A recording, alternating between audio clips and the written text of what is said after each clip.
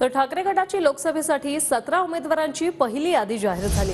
अमोल कीर्तिकार अरविंद सावंत यांना मुंबईतून तिकीट देण्यात आले, तर ठाण्यातून राजन विचारे यांना पुन्हा एकदा उमेदवारी जाहीर झाली।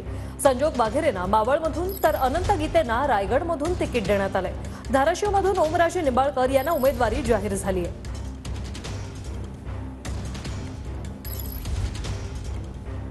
तर कोण आहेत ठाकरे गटाचे 17 उमेदवार पाहूया। बुलढाण्यातून नरेंद्र खेडेकर, यवतमाळ वाशिममधून संजय देशमुख, हिंगोलीतून नागेश पाटील आष्टीकर,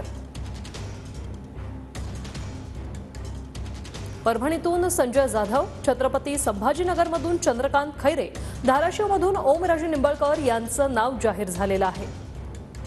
तर शिर्डीतून भाऊसाहेब वागचौरे, ठाण्यातून राजन विचारे, उत्तर पूर्व मुंबईतून संजय दिना पाटील,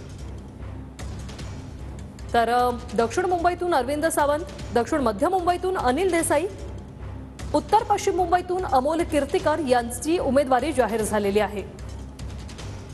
रत्नागिरी सिंधुदुर्गमधून विनायक राऊत, रायगडमधून अनंत गीते, तर सांगलीतून चंद्रहार पाटील यांना उमेदवारी जाहीर झाली आहे।